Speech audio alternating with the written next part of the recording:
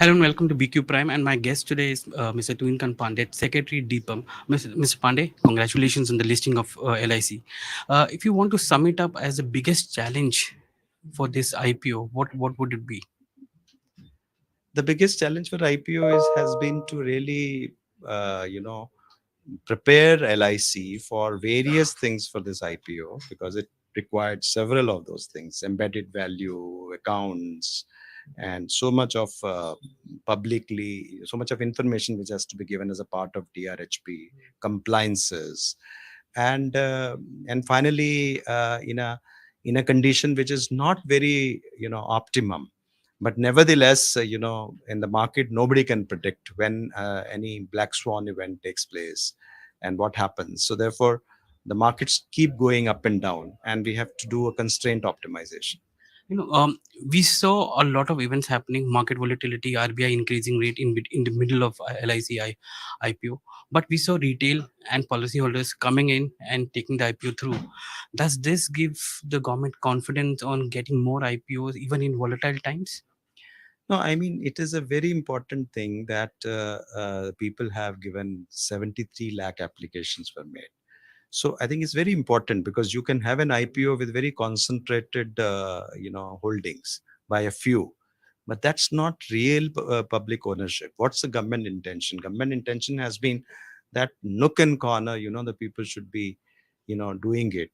The people of India, which has built up this organization, should also partake into its share.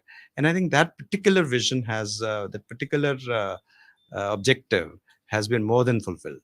Sir, 73 lakh applications you mentioned, but there was reports about how UPI did not function, or it was game to by some of the investors and QIBs. And I think you've raised this issue with the regulator as well, how to tighten the entire system so that going forward, it doesn't affect any other IPOs. What is your view on No, this? no, I don't think any of these things. These are only conjectures. This is for the regulators' thing to do, and there is no merit in that we have raised these things and all that. And there was some news item regarding that we deny. Sir, what is a pipeline for Deepam in this financial year? You have crossed a big milestone with LIC IPO. Now, which are the other big ones which you expect to close in the by the end of the financial year? See, we carry on with our transactions, ongoing transactions, the new transaction as per the pipeline, and we have to work brick by brick. It's like a long process. You have to have particularly if you have to do privatization. And listing, of course, this was our major listing which was done. Prior to that, in COVID times, the IRFC was listed, Railtel was listed, Mazgaon Dock was listed, and then finally this LIC has got listed. Possibly IREDA could go for listing in going future. The Sir, I want to come back to the retail thing. We now have nearly $3.2 billion coming on a monthly basis from retail, directly and indirectly through mutual funds. Does this give a good confidence to any issuer, including the government, saying that you have a big stakeholder or who's bringing in money on a monthly basis, and you're not dependent on FPI money coming in alone? No, it's important signal that the Indian capital markets are maturing. More and more people are coming in. The way the new demat accounts have been there, so there is a greater confidence in the Indians. But nevertheless, market is market, and I think and company, and it depends upon also the strength of the company and the way the corporations are.